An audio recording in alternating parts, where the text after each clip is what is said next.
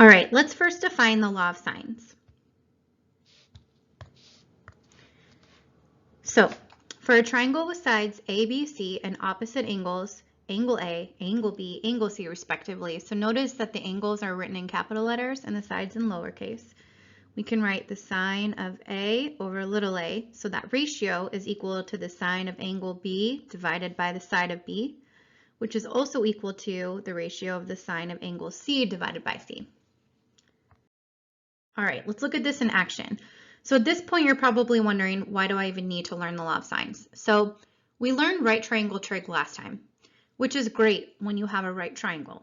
But if we get a triangle that's not a right triangle, we're kind of stuck. So that's where the law of sines comes in, and then we're going to also learn about the law of cosines. So the law of sines works for certain types of triangles. The first one, so this one is called an angle,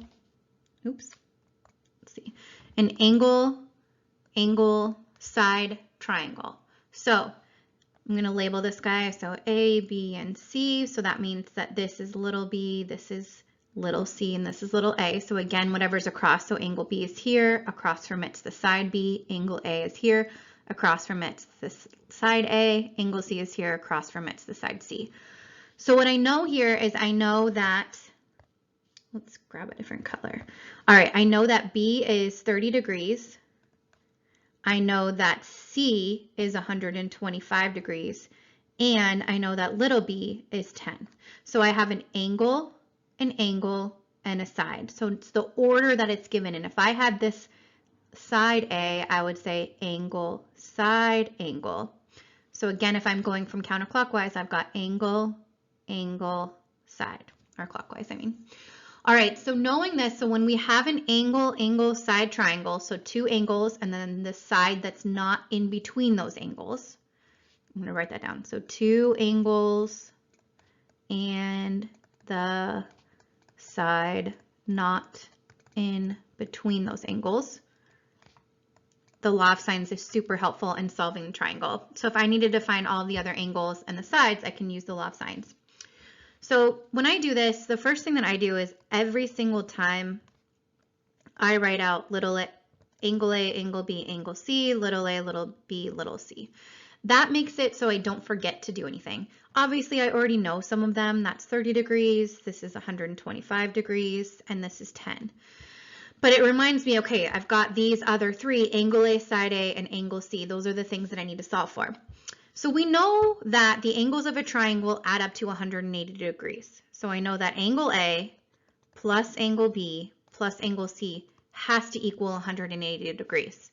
So I don't know angle A, but I know that angle B is 30 and angle C is 125. When I add those together, I get 155 equals 180. So that, oops, this should be a plus. So that ends up meaning that angle A is 25 degrees. Great. Now I just have the sides left. So here's where the law of sines comes in for solving those. Again, since we don't have a right triangle, I can't do SOHCAHTOA because that only works for a right triangle. So the law of sines tells us that you can set these ratios to being equal to each other. Oops, little a, sine of B over little b, and sine of C over little c. So I'm going to pick what I know. So I obviously know this one, that ratio. So I know the sine of 30 over 10. Great. So now what we can do is we can solve for little a by setting that equal to this ratio. So the sine of angle A all over little a. And now it's just solving for little a. So I'm going to multiply both sides by a,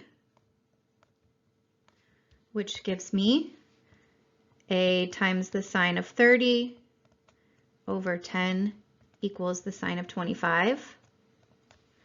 Now I'm going to multiply both sides by 10. And I get a times the sine of 30 equals 10 times the sine of 25. And then I'm just going to divide both sides by the sine of 30. Throw that into either Desmos or your calculator, and you'll end up getting that little a is about 8.45. Now, you could use, for finding C, you could use this ratio sine of A over little a, but what if I made a mistake here? Then I'm going to end up for sure making a mistake for C. So when I do the law of sines, whatever angle and side I was given, I always use that ratio every time. So now for this next one, I'll use, again, the ratio they already gave me, but now I'll use the sine of C ratio because I'm looking for side C. So the sine of B, so the sine of 30 divided by 10 equals the sine of C, which we actually know. So the sine of C is 125 degrees all over little c. And then we just solve this the same way. Multiply both sides by C, and I get C times the sine of 30 all over 10 equals the sine of 125. Multiply both sides by 10.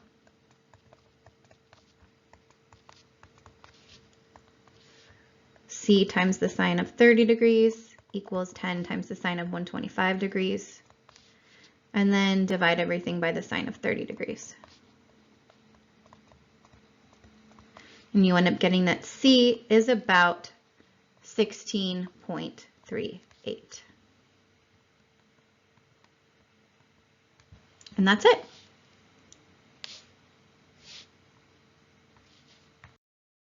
Okay, so let's look at some more examples. So in this case, we're going to be looking at an example where we're given an angle side angle triangle. So the way I know that is, again, set it up. We've got A, B, C. So that's little a, little b, little c. So they've told me that angle B is 25 degrees, little a is 6, and angle C is 85 degrees. So I've got an angle, a side in between them, and an angle. So an angle, the side in between the angles, and then an angle. So the law of sines can also be used for this type of triangle. So again, I always write this out. All right, so I was given angle B is 25 degrees, angle C is 85 degrees, and little a is 6. So I can find angle A knowing that all of the angles add up to 180. So we've got angle B is 25, angle C is 85. So that gives me A equals, A plus, I did that last time, didn't I? 170 equals 180. I apologize, that is not 170, that is 110. Making sure you guys were paying attention, you know. So then subtract the 110 and you'll get A is 70 degrees. Sweet.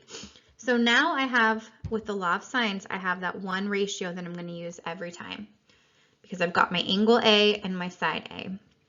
All right, so we'll set up the first ratio, sine of A divided by little a equals, let's do B next. So the sine of the angle B divided by little b.